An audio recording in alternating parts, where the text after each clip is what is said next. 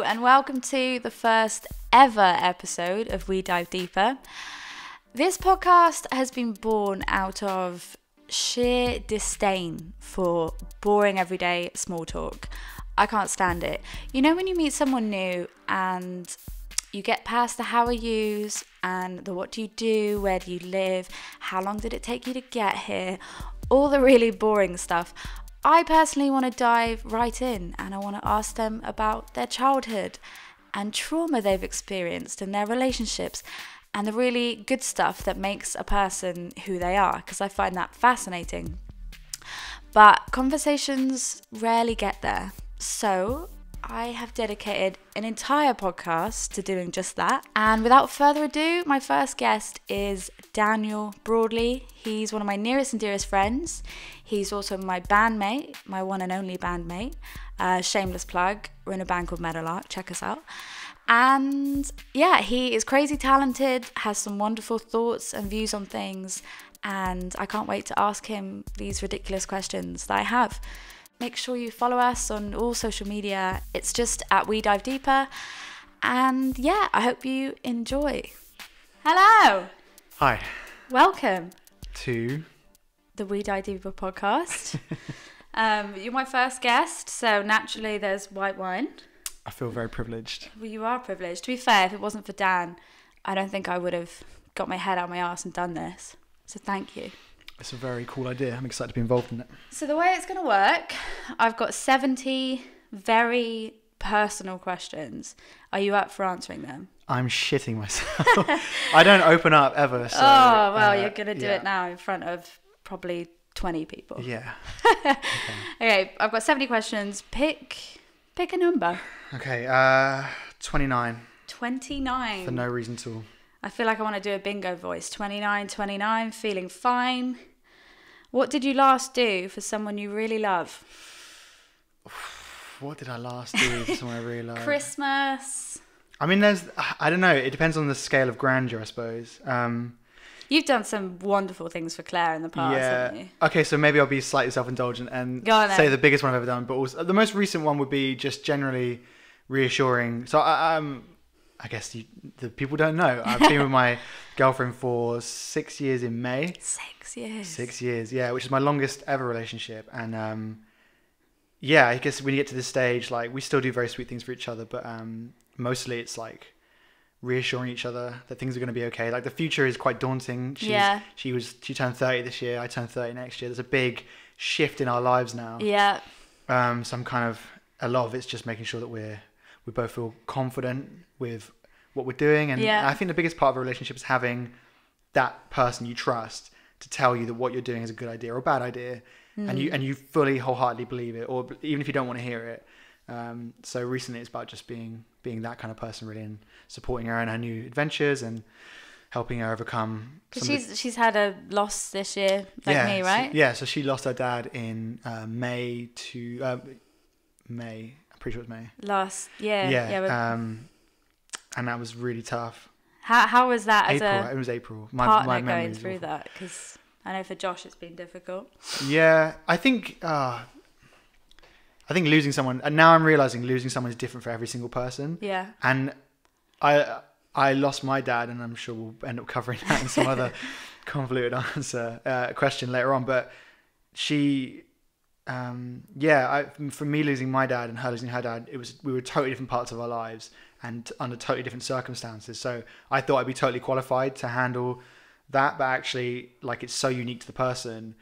But what it did and made me understand was it's all about patience and understanding, and also letting go of the fact you can't fix the thing that's happened. Like, you have to just let that go. Like, you can't be the hero. No, you really can't. And I spend a lot of my life being that person who's trying to fix problems and in work and in people's lives, and believing I'm some kind of like guru in that sense, and then it like out because of my like lively experience, and actually it all goes out the window, because really you've just got to be there to offer a hug or space or whatever it is they need, or think about things they might not think they need and offer it. And I mean, I was very lucky that Claire's an incredibly strong human being, and she like took charge of it herself as much as anyone can in that situation, and decided that she was only going to let grief hit her for so long before she was like, I now have to just march forward and let it become a part of my life and not let it stop my life. Yeah, it's really inspired me actually, because I mean, I put everything online and it's kind of clear to see, and I've been very vocal about how I've been dealing with this grief, which isn't very well. But because she always seems, and I'm sure there's so much heartbreak going on in the background, but it seems like she's just like, yeah, you know, this is life, I'm going to keep going. And I'm sure that is her mentality. But it's so hard to kind of think that behind that there's still that immense struggle, and it's not something that you want to share because it's horrible. It's really tough, and it doesn't I don't think it goes away. Like, I think a lot of people, and social media is quite dangerous for that. You know, people can easily look at my girlfriend's feed, Claire's feed, and think, oh wow, you've just kind of overcome this thing, and actually I think she's behind the scenes very much. There's still bad days, and of course, she just uses her adventures, I guess, as a way as medicine, I suppose, to help her focus on more positive things in life. Because I mean, grief and death and stuff is such a natural part, and yet so heartbreaking and so hard to deal with. And there, you at first, I think, wanted to reverse those effects, or like have the life you had back. But it's just a total and I'm saying this to someone who you totally understand this. It just stops. Like, life will never be that life again ever. Yeah. It's now this different life, and there's this middle period where it's muddy and horrible, and you're just sinking. But then there has to be this part afterwards where it won't be that amazing life with that person. It'll just be a different life with different people and different things happening, and you have to make sure that there's still another way to gain positivity and stuff from that. So. And it takes so long to accept that, because there is that kind of guilt in you that's like, I don't want to just start being happy now, or decide, oh no, I'm going to make life good now, I'm going to try new things. Like, even this today, there's a sense of, oh, is this kind of me moving on from that last section of my life? Right. And yeah. It's not that, and I know that, you know, the cliche, your mum would love you to carry on, all that kind of stuff. Yeah. But there is that sense of, I'm moving on now, and I don't want to move on. No, and do you know what? There's certain parts where, like, actually, when you do start moving on, and I'm sure from this being the podcast number 1, is that there's so many ways where you suddenly realize actually you're not moving on. You're just incorporating that stuff you've been through into this new section of your life, and the grief comes with you. It's just channeled in a totally different way. It's like it's going down a different tunnel. Yeah. And there's one tunnel of pain and hurt, and the other one is like inspiration, and it's actually suddenly you're taking the best bits of that person, and I don't know. Yeah. But I mean, again, I think, you know, with Claire, we had this trip booked to Iceland. Like, we had it booked for like 6 months, and Claire's dad was like totally like so excited, because Claire got into photography. I feel like this is her podcast now. Claire got into photography through her dad, and he was so excited for her to go to Iceland, and I think he passed away, and the trip was like a couple of weeks afterwards, and naturally, like, it was like, we should just cancel this. But it was so much money, and he wanted her to go so badly. It just seemed like that was not honouring him at all. And by going, obviously nothing fixed anything, but I think very quickly Claire realised that there was still a beauty in the world, even when it was missing one of her core. Yeah, so soon after as well, to see that. Very quickly helped just her setting on a path of healing, because it was tough. It was a really strange trip, and there was moments of incredible, I don't know, like life lessons. It was just amazing. Forever memorable for that reason. Yeah, absolutely. And whilst I was out there being an absolute video head, I made a video. I just make travel videos. I film. I think she loves me for it, but I'm always like so throwing a camera in front of her face. But actually, when I got back and we put it to soundtrack, and I was filming every day of our trip, and I called that video "Medicine for the Soul," because you can see her in it, like, we're very isolated there. Iceland's that's kind of the place it is. Isolated land. It's actually amazing. It's an amazing memory to have, because it really represents all the pain she was dealing with at the time, but also how much of a strong person she is. Yeah. Watching her lose a dad, did that make you think? Did it kind of like have similarities from when you lost your dad, or was it really different? It's really weird, because I didn't realise that when I lost my dad. What age did you lose him? So I was 13. Jeez. I remember, like, so my mum and dad had divorced, and my dad had moved to somewhere in Dorset, I think. It might be Bognor Regis. Bognor Regis, what a place. What a name. I know. And then he ended up, he was always he always had a problem with alcohol. Right. Massively. And a big part of my mum divorcing my dad was never that she didn't love him. I think it was like it was, the ultimatum was like, if you don't quit drinking and whatever else, I'll have to leave you, leaving it in his hand and his lap to decide, and he didn't. And then I think the plan was that always he was going to go away and fix himself and then come back and rescue us, because my mum was, we'd ended up, I was born into a house that my mum and dad like were paying a mortgage on, and my dad stopped working because of alcohol, right. And then my mum was looking after like 3 kids, and she was working part-time, so they couldn't afford the house, so they lost the house, moved into a council house with my mum and dad as the divorce was unfolding. Then my dad went to like, I guess, Dorset, and my mum, we ended up in like a council flat, like temporary housing it was, in this really bad estate, and I guess technically like rock bottom, I thought at that point. I didn't really know, actually. I was 11 years old. I thought the place was quite fun. Like, I was around hundreds of kids in this weirdly, like, what I thought was a cool complex, but there was like security guards and stuff on the doors, and it was pretty sketchy. But and the plan was always my dad was going to go clean up and come back, and my mum was always like, well, we'll be here when you're ready and stuff. But he just never quite fixed himself, and now I know that he was dealing with all this mental health stuff, which I guess at the time comes hand in hand, doesn't it? Yeah. But you don't know that, obviously, when you're 11 I years didn't. old. I mean, no, I guess when that happened, I was 10 or 11 in this council estate. And then my mum started a new life and was like, I'm going to move to Plymouth, and, I'm going to give up on waiting, because we were in this council flat for like a year and nothing was, my dad was like not turning up at weekends apparently to pick us up, and, he had... Do you remember that stuff? Barely. Right. Like, and we got to Plymouth, I remember it more and more there, going to visitate, because I think at that point we were going by visitation centres. Right. I think like he'd done something to like break the trust of my mum somehow, I don't know. And so we'd have to go to like a visitation centre, and my dad would come, and it'd be like a monitored meeting, and we'd go, and my dad wouldn't turn up. Wow. My mum was very clever, because she would then take us out for a Pizza Hut afterwards, even though she couldn't really afford it, to sort of like steer our disappointment. Yeah. Like, oh, well, we're at this cool place And now. you'll always associate those things. Oh, we had that after. Yeah, you don't really think about like, oh, the dad didn't show up, or Yeah. my mum would be like, oh, I think it's in traffic, or always different things. And it's sad, because I guess my last moments of my memories of my dad were probably negative, because he wasn't really around or whatever, when actually he was obviously battling a pretty sad, the alcohol thing wasn't because he was some horrible abusive alcoholic, it was because he was mentally ill and depressed and didn't know how to get around that, and was living in a time where men didn't open up, and there wasn't really a fix for it. And what would you, if you could say anything to him, what would you say? I thought about this. You've recently found out that it was suicide. Yes, right? so we when I was 13, I guess to help make it easy to digest, my parents told me he'd had a heart attack. Or my mum told me he had a heart attack.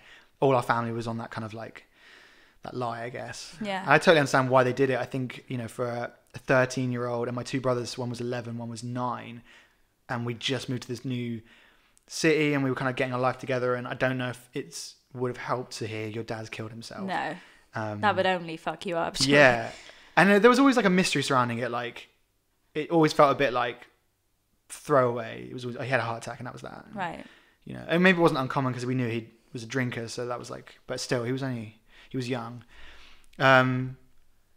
And then, I guess more recently, my brother kind of went looking online. He's just curious, because we've always had a bit of an inkling, I suppose. There's always, something just tells you. Something didn't feel right. Yeah, and then he found an article from my nan who was trying to sue the hospital for letting him go. Because I think he went to rehab and they dismissed him, saying he was fine. And then 6 days later, he like disappeared for 6 days and then hung himself. Oh, God. Which is savage. And the sad part for me is, as a 13-year-old boy, the biggest part is not so much what I would say to him, but if I could have my life experience now, I feel like I could help him. Yeah. And when you're 13... I feel like you could help him Yeah, too. and I actually feel like my dad was always... The age I'm at now is like... I could have been my dad's son now. I don't think he was geared towards kids, and and having it, he was dealing with these demons. He needed like a friend. I don't think he needed like responsibility, adding to his realization that he's terrible at like dealing with stuff. Yeah. Whereas now, like, I don't need someone to look after me. I could help look. Yeah, it's very sad and tragic how it goes, and definitely set me on a different course of life. When you deal with trauma that young. And the strangest thing is like, I don't. So when you were saying about bringing us back to Claire and how she lost her dad, I just thought like it was really sad and we were upset and then life went on. But actually, like, you fool. Yeah, my best friend was like reminded me that actually when I sort of turned to alcohol, when I discovered alcohol, as you do in your sort of teens, I think I was later than a lot of my friends, more like 16, 17 maybe when I first tried drinking. Yeah. It wasn't like I suddenly became an alcoholic. There was parties all of a sudden, and we were skating less, and there was other things in life.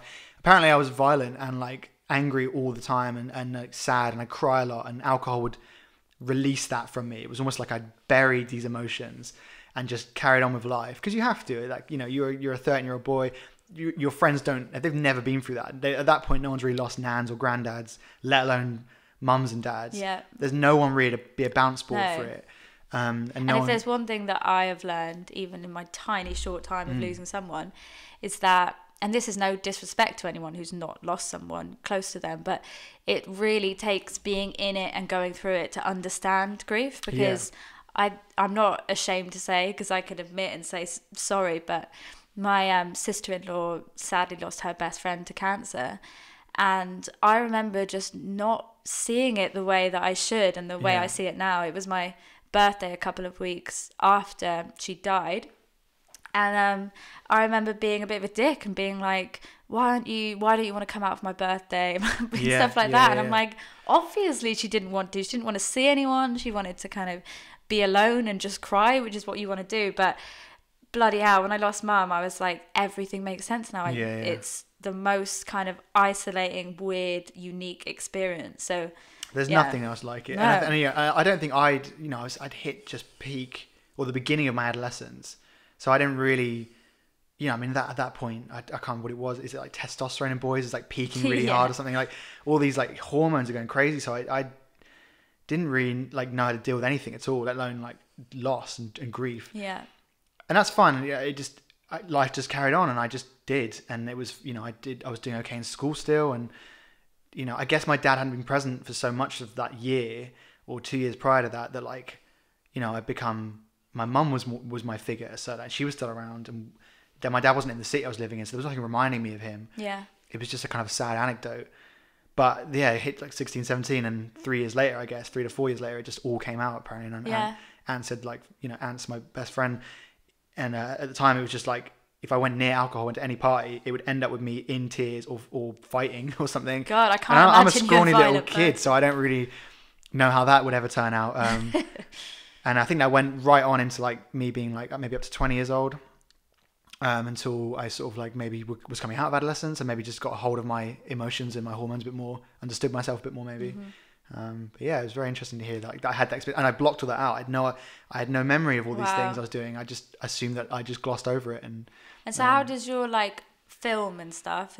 I mean, Dan does a lot of film, a lot of photography, and he's very good at it, but also very modest. But even genuinely just cringing incredible. Hearing you say it, but yeah, incredible at it. Thank you. Do you think those kind of life experiences and that child trauma made you go into kind of film stuff? Did that had anything to do with it, or was it just something you enjoyed on the side? Yeah, I don't. It just for it doesn't have to be for a deep answer. No. I mean, I don't know. I definitely think I think that all these things that happened. I mean, so when we first moved to Plymouth after my mum left this apartment, she found a new guy. That's why we moved to Plymouth. She met this guy, and he was really nice. And was like, look, I want to give you and your kids this new life in Plymouth, and I've got a 3-bed house, and it's not a horrible council flat, and there's a school literally down the road, and all these different things. And I don't know, it just seemed like a great opportunity to just go and start again. And he was lovely, we thought. Oh God. And we moved to Plymouth, and the first year was great. And I had like a stepsister all of a sudden, kind of. Wow, I didn't know that. So like, kind of. I mean, my mum didn't get married to him, but there was another person around. Yeah. So all these just different things happening, and I was now living in a city, not a little town, and there was it felt bigger, and there was more. There wasn't more opportunity, but it felt like there was. But then very quickly that relationship went south, and it's no detriment to my mum. She's just got this fiery personality, and I think a lot of people meet her and peg her as a thing, and actually she's got so many layers to her, and I don't think he can handle that kind of like that many layers to a person. And it was really turbulent end to that relationship, and we were homeless for like, I can't remember how long it was now, for a couple of weeks maybe, or maybe a month. I don't know how long it was. Again, it's hard you sort of suppress it, and it all happens so quickly that you don't really think about it in that way.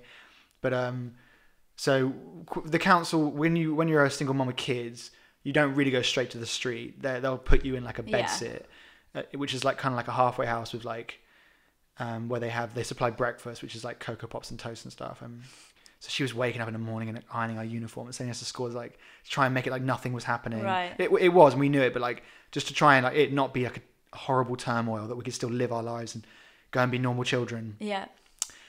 that, and then obviously a couple years later, so it was, I think that happened, and then it was like a year and a half later my dad passed away. So all these things happened, and bringing it back to the film thing, it wasn't necessarily the losing my dad, but I think a bunch of these things made me realize that there's like a super low point in life you can get to, and I channeled all of that into like my repair, my self-repair was to like never let myself get to that place again. Right. I would never want to, because a lot of people have a low point, and it's not to say that my low is lower than someone else's low, because everyone has their own shit. Isn't it? Yeah, totally relative. And like, but I definitely just knew where I didn't want to get to again, and I knew whatever I wanted to do in life had to be positive to myself and to hopefully other people around me, and to allow me to have a life where I never dreamed of being rich and famous or any of these things. I just didn't want to go there again. Yeah. And I think with filmmaking, there's a reward that comes beyond working. So I know there's no, like, it's so easy for someone in a freelance position to go, oh, if you work in an office, you're a cog to the system. You're unhappy. That's not true at all. But I think I need to have something where I was happy whether there was money involved or not. Yeah. If it granted me money, cool. If it didn't, it's fine. I still love it. Yeah. Because that way happiness will come easier in my mind. Like I wouldn't, Because you're a bit of a workaholic, aren't you? Totally. You don't really stop. No. I actually think that as well is me. Like, I think I do truly believe that depression and those kind of things are inherited as much as they are. Do you feel like they're kind of waiting for you? If you stop, totally, they're waiting to like envelop you. Absolutely. My tendencies outside of working are that of someone who is lazy, and the attributes of being lazy sometimes can then lend themselves to depression.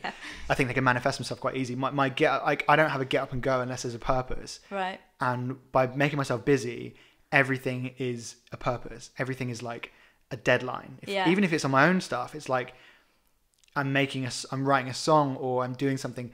There's still a sense of like, well, that's got to go, and someone's got to listen to this. Yeah. I'm making it for that. Do you ever feel though that stops you from actually dealing with any emotion, or do you just feel like when you do feel those emotions, you put them into film and songs? You still feel them. I definitely think I channel. I do think if I had a year where I did absolutely nothing, none of these things, shut my email off, phone was in a bin. Terrifying.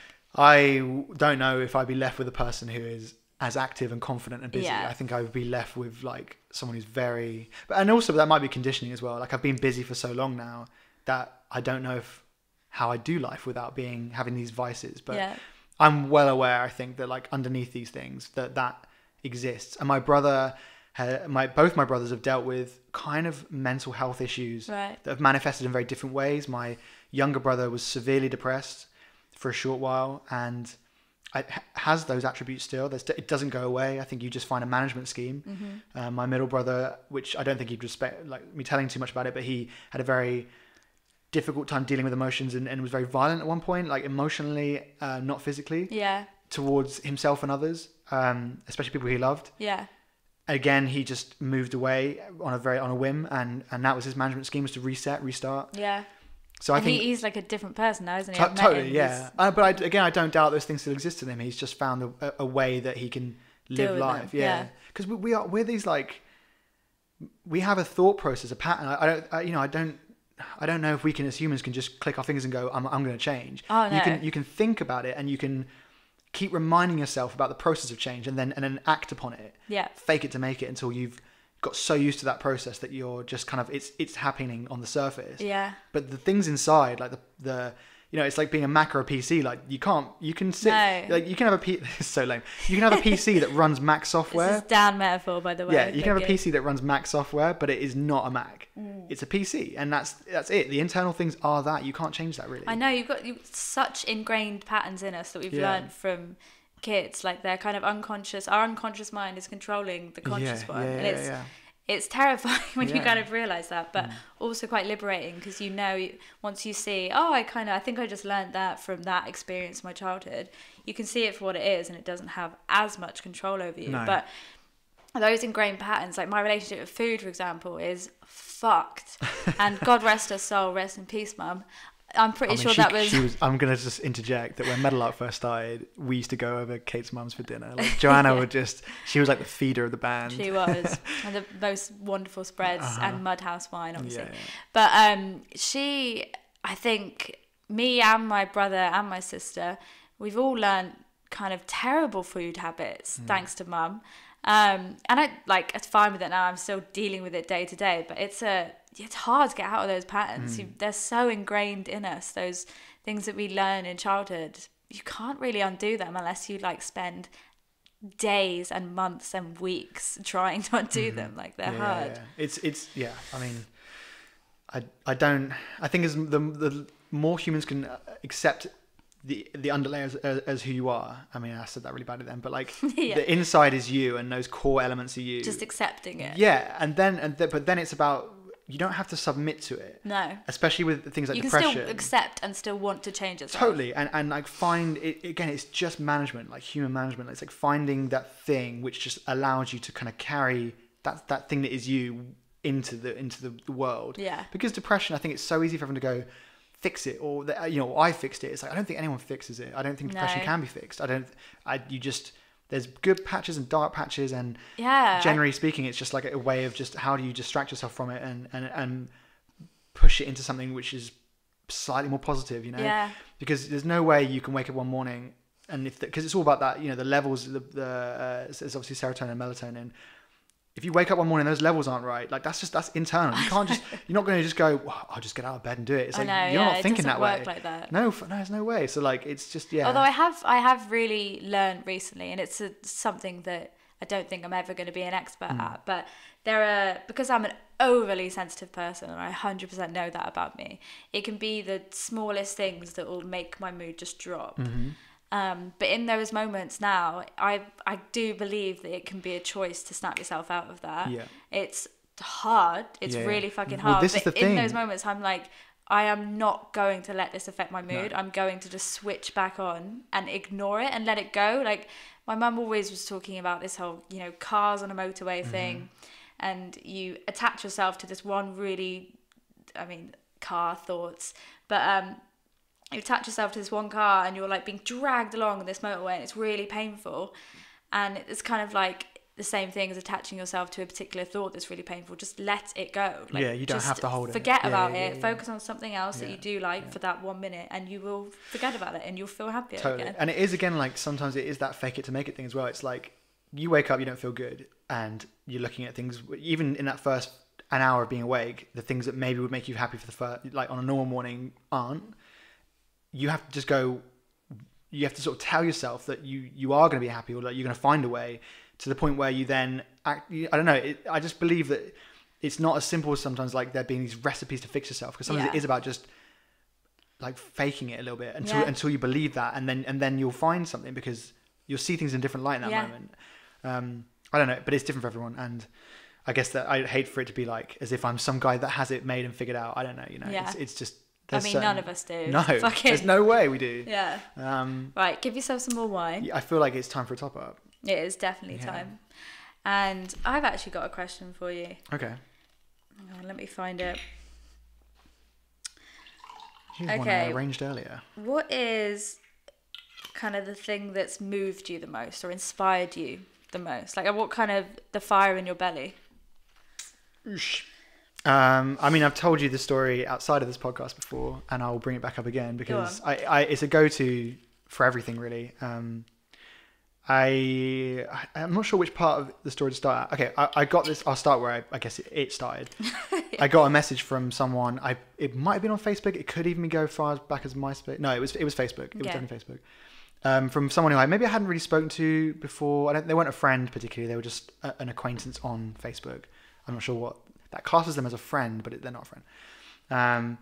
And it was just like a message. It wasn't like a conversation starter. She just popped up being like, "Hey, I haven't spoken to you in a long, long time, but I just thought I'd let you know that my sister recently passed away from cancer, which is really sad." She's like, "I've just come through." I think this is kind of post the grieving phase, right? Okay. Where she was like on the repair part, so the dust has settled. It wasn't a recent thing.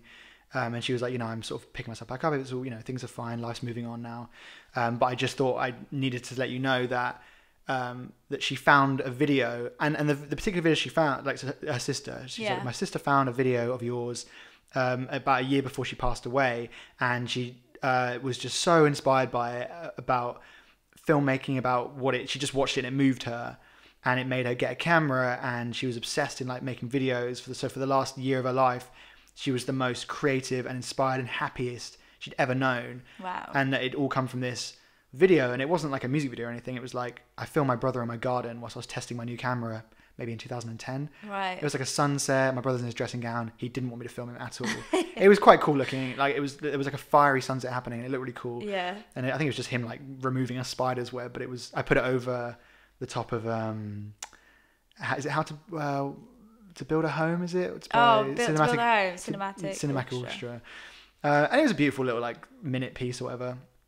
Anyway, she found this, and that inspired her to this whole like thing in the last part of her life. And I was in tears reading this thing. Wow. And it wasn't even like I could go and talk to this girl, this brave girl that was dealing with like the hardest thing you'd ever have to deal with, terminal cancer. Yeah. And help her or like say to get, I don't know, I didn't know what to do with it. It wasn't like, it wasn't an ego boost, because that's not what it was. It was like this strange transcending feeling of like, you helped, you had no idea you were helping, and you cannot reap the reward of it, really, because that person's now gone. Yeah. You've influenced, and it's happened, and it's done its thing, and they've disappeared. And now I'm just hearing about it as like as a retrospective thing. And as a creative, like I've always made, at that point as well, I was very much, you see your results. You do a song, you put it online, people are like, I love it, it's great. And you see that live, and you go, oh, thank you very much. I'm glad you like my song. And you can take that in any way you like it, but this thing was so removed from that. And I don't know if I've ever truly properly processed what it was about that, but that was certainly the most moving experience I've ever had, and the most encouraging idea of what art should be. It should exist, and you shouldn't think about who's receiving it, or you shouldn't make it with an audience in mind if it's for just art's purposes. If you're assigned to a record label, they're expecting it, whatever. That's different. Another story. Whole different game. But if it's art, if it's purely art for art, which this was, it was just it wasn't a music video. It wasn't to get work. It was just I filmed my brother. I thought it looked cool. Exactly. Yeah. There was something wonderful about it doing its thing that way. Yeah. And a good reminder that you should create for the sake of creating, because you don't know who's going to receive it, and do something with that. It's so much more powerful than you think it is. Because it's so easy to get. Bogged down in statistics and all that boring crap that comes with music and film, probably, and every other art form. But to have someone like that completely take you out of it, and to see actually genuinely none of that stuff matters. I remember hearing somewhere once the thing that you're meant to be doing is to combine your passion with compassion, and that's always stuck with me, because I just think that's incredible. What a way to keep kind of refreshing your brain. Am I on the right path? Is this my passion, and am I able to help people in it? And for something like that to just pull you out of your, I don't know where you were at that time in your life, but even now to kind of hear that story again and be like, hang on, am I still on the right path? Am I still thinking about this art in the same way? Totally. And it was I don't know what point she told. I can't remember how far after the video. Maybe it was probably during a point where I was definitely overworking, doing a lot of. I think you're going to say overweight then. I mean, I might have been in my slightly chubbier years. I don't know where I was that wise. But I remember at one point when I first started being freelance and filmmaking, I very much got caught into sort of like just work was just coming to me, and I was saying yes to it for sort of no real apparent reason other than money, and it just landed in my inbox. And I remember it being at a point, it was a poignant time to get that, because I could have so easily just suddenly lost my love for art for the sake of it being art. Yeah. And actually it just helped me. And the other big thing was in the message she said, she didn't really want me to reply to her. It was literally just, I want to leave this with you. Yeah. It wasn't like she wanted me to sort of pity her and to say and that was even harder for me not to just open up to this person and be like, oh my God, I don't know what to do with this information. And I find it weird, because even this morning I was uploading on my Instagram page to my patrons. I kind of realised, hang on, fuck me, I'm so lucky to be able to have the time, resources and money to kind of start something new, and I get to drink wine at 1 p.m, like all this kind of stuff. I was like, shit, I really want to thank these people, but to not at that time be able to actually thank a person that I don't know how I had nothing to really thank her for. Well, I did and I didn't. I don't know, because I didn't know what I was doing. I was in tears. I didn't know what to do. I felt so awful that I couldn't reach out and do more for this person. But that wasn't the point. The thing had happened. I'd done it without even. That was the whole point, I guess. Yeah. It happened without me trying. And if I'd known about that whilst it was happening, I probably would have interjected, and then it would have been a different situation, not necessarily a better one. I was a catalyst, and that's a weird thing to be. What an amazing story, though. It was incredible, and I really can't remember who it was. I don't think we've ever spoken since, and wow. I don't know if she's even online. I've got a weird feeling maybe I tried to get back in touch with her later, and I don't think she was even on Facebook at that point. So maybe I'm sure Facebook has the archive. Yeah. I'm sure if I dug far enough, I'd find it. But yeah, I don't know. It's profound. It's cool that even, bless her, this girl that now she's died, she's still affecting your everyday life and in a way. The amazing thing as well was just she was in the message she sent me. It was like such a positive message. Like she lost her little sister. Yeah, it wasn't like shrouded in grief and sadness. It was total like thank you, like amazing thing that started this thing for her, and she was the happiest. She died with purpose and fulfillment and happiness. And fuck, I mean, how do you? Yeah, that's just incredible. Huge. And also that and maybe subconscious as well, it helps me deal with the idea of like being graceful in the face of like doom. I don't know. What if we do? Yeah, I mean with cancer and stuff. I mean, it's just deep and dark. But if you get to that point, like how do you go out with grace and dignity? And this girl is a total like inspiration to me, because she just went out with like.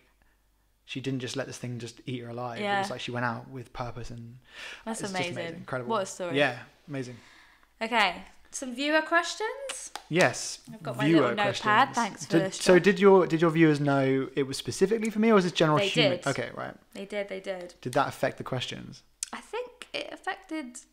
Yeah, I think it did. Mm-hmm. Okay, so Emmy Klein says, "What is the most important thing you have learned in your life so far?" To not think about life as a race to get rich and get money. Like it. I think a lot of people truly believe that if they spend most of their life miserable in order to earn, they will then find this moment of happiness and clarity later with the money. And I'm not in any sort of a disillusion to believe that we do need money to live, that you can't just like... There's a level of comfort. Totally. We have in the Western world... and living under a government and all that kind of stuff is you have to earn, but I do think that work as much as you need to, or figure out a way where look at what makes you happy in life. Can you monetize that? Can you or can you work less, think less about the saving and the money, and just live happily and enjoy the smallest moments in life? So maybe that's personally for me anyway. Yeah, and I think you're living out your testament to that. I hope so. Okay, so Swoop asks, not sure of your name, but I love you. You're a patron. How has photography/film played a role in your perception of the world? Do you feel like you see the world with different eyes? And he loves your stuff and all your creative ventures. That's very cool. I'm glad. I'm very modest, so I find it hard to hear that, but I'm glad you enjoy it. I'm obviously...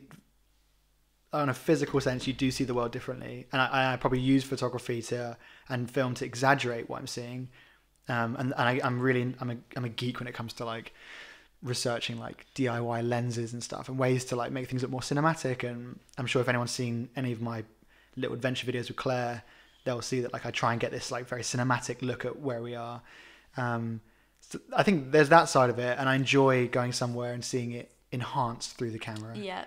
I don't know if it makes me see the world differently though. I think, and I'm actually trying to make a more of a conscious effort to enjoy places I go to, not just through the lens. Nice. Because for a long time I definitely was just walking so around. Easy to just whip out a camera. Oh, I just have you to your face the whole time, and to like, and a lot of times I'm very bad at social media, which is strange because it's like an opposite thing. If blogging was a thing when I was younger, I would have been like a blogger. Yeah. I filmed every party, every time I skated, every gig I went to, I was the guy with the camera and had a little flip screen, and I'd be filming myself. Yeah.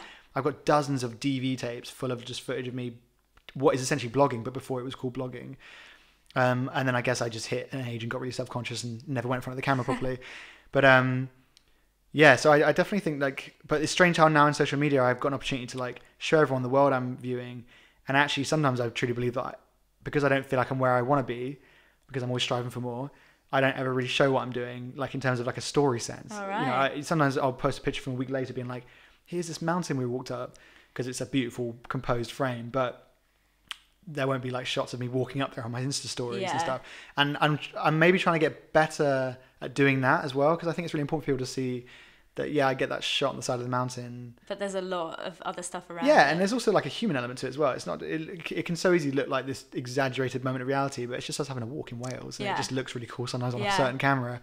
And I think a lot of people were like, social media is a lie most of the time. It's just it's a glorification of life sometimes. It's a highlight reel. It's totally, yeah. But I think it's really important to like show a bit more, you know. So actually I'm really trying to get more into putting the camera up and showing people the insides of lives. I like that. It's a nice little turnaround. Yeah. Okay, last question. Whoosh. It'd help if I actually got to it. Okay, Charlie on Twitter says, what makes you happy even on your darkest of days? So I love this question, by the way. I like this question too. I recently had like, and I don't know whether it's because I'm 29, about to hit 30, and everyone always says like, you just get mature at some point. And I've noticed brain-wise, I'm definitely hitting a point where I'm not so erratic and rushing to achieve goals now, that I'm just a bit slower, and I'm enjoying stepping back a little bit. I realized a short while ago, probably through music actually mostly, that you should never make your goals your source of happiness. Nice. I think there's like, because you'll always be like, oh, when I get to this goal, I'll be happy. I'm not happy right now, but like when we achieve this, and then either you achieve it and you realize it does make you happy, and then you look for the next one, or you don't achieve it and you feel this insane amount of dread and regret and failure. So I made it my mission like a year ago to like find happiness in the smallest parts of your life. Like, tell yourself you're happy. Like waking up in the morning on one of those weird days where the sun comes through the window and you sat there with your coffee in your hand and it's that perfect, like it's not too hot, not too cold. Or walking down to the shop to get your boring groceries and like a cat comes out and you can stroke a random cat. I don't know. It sounds so weird.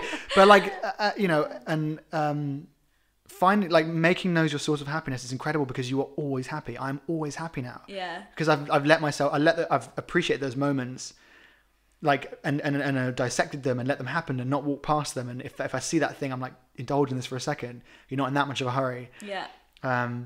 So that now my goals are just goals, and I don't, you know, if I have an amazing video shoot at the end, it's nice, but I'm not happy from it. Yeah. They're just a great thing to have done and an interesting thing, and will lead to another cool, interesting thing to do. And I'm a very curious mind, so that's just curing the curiousness. Yeah. But the happiness is the littlest things in my life, and they're so beautiful. And we really are in an era now where people just rush past that shit to like, because everyone's telling you on the internet like, but you got to do this and this is going to make you happy, and you know, do all these amazing things. And I know I emit those on my social medias. I don't mean to be, but I'm so busy and I'm doing all these different vocations, and I imagine for people they're like, Jesus Christ, like how would I even be able to keep up with you doing something like that? But they're just things I do, and they're not my happiness by any means. Yeah. And the money I get from them isn't happiness. Nothing. The source of happiness is the smallest little things. Which is why I kind of want to have these type of conversations, because it's so, when all people know of us is social media. Obviously, I'm fucking too open on social media, if anything. But these conversations are important because I don't think anyone would know that stuff about you. They might just be like, oh man, he's doing X, Y, and Z. That must make him so happy. But you're here like, yeah, it's cool to have those goals, but that's not what makes me happy. No, it can't be, because I mean, those things are so subjective to how the world is working at that point. You should never rely on anything or anyone for happiness. Happiness should be a source that you can provide for yourself, and that usually comes from viewing things a certain way. Otherwise, I think there's a constant sense of like, I will be happy when, and that's a really bad statement to say. It is bad. But it's not easy, and I totally understand that. Like, I've positioned myself in a very lucky. I'm fortunate to be where I am. Basically, I wouldn't know where to class myself in a demographic per se, but you know, I have space to breathe. I'm freelance. There's days where I can just absorb things like that. And I know not everyone is blessed to have that kind of life where they can just take a step back and other things are on their shoulders. But I do implore anyone to look at these little things that happen and exist, things that humans can perceive as beautiful, and also wine that certainly heightens it. And food, you know, I mean, for example, like when me and Kate go away and write songs, we have these wine walks and they're incredible. And I do feel like when you're having a walk with a friend and a bottle of wine in your hand, so you know, there's something magical about that. Something very good. But yeah, I don't know. Thank you so much for coming and being my first ever guest. It's been my absolute pleasure. And long may these continue. They will. Cheers. Cheers.